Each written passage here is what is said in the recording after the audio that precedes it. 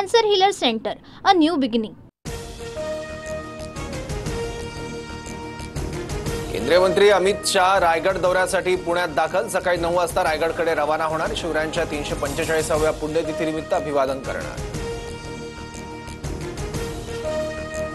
अमित शहांच्या रायगड दौऱ्यात पालकमंत्रीपदाचा तिढा सुटण्याची शक्यता. दौऱ्यात शाह सुनील तटकरेंच्या निवासस्थानी भेट देणार.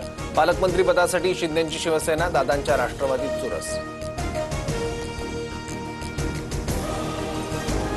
साताऱ्यात आज शरद पवार आणि अजित पवार एकाच बैठकीला उपस्थित राहणार. रयत शिक्षण संस्थेच्या कार्यकारिणीची बैठक. बैठकीनिमित्त काका पुतणे एकत्र येणार.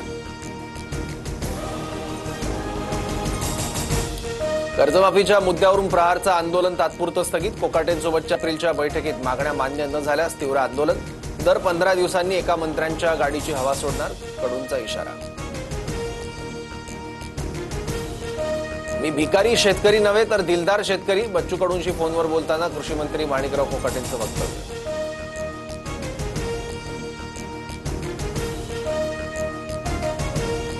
घोषणा केल्याप्रमाणे कर्जमाफी करणारच. शेतकऱ्यांची कर्जमाफी टप्प्याटप्प्यानं केली जाईल. कडूंच्या आंदोलनावर दादा भुसे यांची प्रतिक्रिया.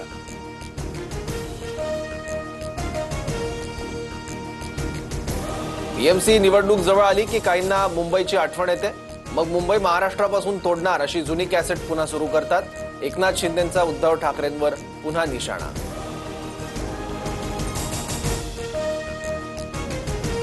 जामीन मिळताच प्रशांत कोरटकर राज्याबाहेर गेल्याची चर्चा. रात्री उशिरा नागपुरात दाखल झाला नसल्याची माहिती. सुटकेनंतर नागपूरला राहत्या घरी जाण्याची होती शक्यता.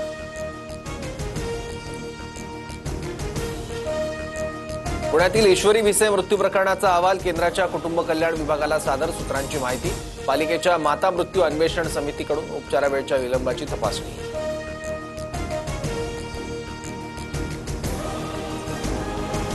पोलीस अधिकारी अश्विनी बिद्रे हत्या प्रकरणाचा 21 एप्रिलला निकाल. आरोपी अभय कुरुंदकरला पनवेल कोर्ट शिक्षा सुनावणार. कोर्ट काय शिक्षा सुनावणार याकडे लक्ष.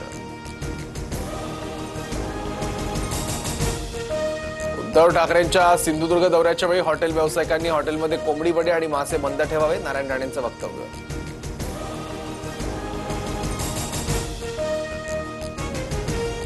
पश्चिम रेल्वेवर 2 दिवस रात्रकालीन ब्लॉक. माहीम वांद्रे दरम्यान पुलाचा गर्डर टाकण्यासाठी रात्री मेगा ब्लॉक. 344 लोकल सेवा रद्द.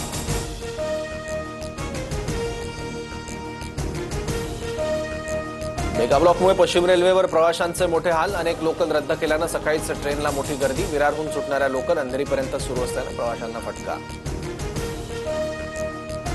एसटी कर्मचाऱ्यांचा उर्वरित 44% पगार मंगळवारी जमा होणार. तसंच यापुढे महिन्याच्या 7 तारखेला एसटी कर्मचाऱ्यांचा पगार बँक खात्यात जमा होणार. परिवहन मंत्री प्रताप सरनाईक यांची माहिती. कल्याणमध्ये हिंदी शाळेचा ताबा घेण्यावरून 2 संस्थांमध्ये तुफान राडा. शाळेच्या ग्राउंडमध्ये लाकडी दांडक्यानं व्यवस्थापकाला मारहाण. 20हून अधिक जणांविरोधात गुन्हा दाखल. वडीलच मुलींवर बलात्कार करत असेल तर मुलींनी अशा बापाचा खून करायला हवा. अभिनेत्री अलका कुबल यांचं वक्तव्य. जळगावच्या सराफा बाजारात सोन्याच्या दरात विक्रमी वाढ. 10 ग्रॅम सोन्यासाठी 95,000 रुपये मोजावे लागणार. चांदीच्या दरात 2 दिवसात 3,500 रुपयांची वाढ. देशभरात आज हनुमान जयंतीचा उत्साह. नाशिकमधील अंजनेरी इथं हनुमान जन्मोत्सव सोहळा. अयोध्येतील हनुमान गढी मंदिरात पहाटेपासूनच भाविकांची मांदियाळी. आयपीएलमध्ये चेन्नईचा सलग 5वा पराभव. कोलकाता विरुद्धच्या सामन्यात 8 विकेट्सनं दारुण पराभव. पॉइंट्स टेबलमध्ये कोलकाता 3ऱ्या तर चेन्नई 9व्या स्थानी. Cancer Healer Center, a new beginning.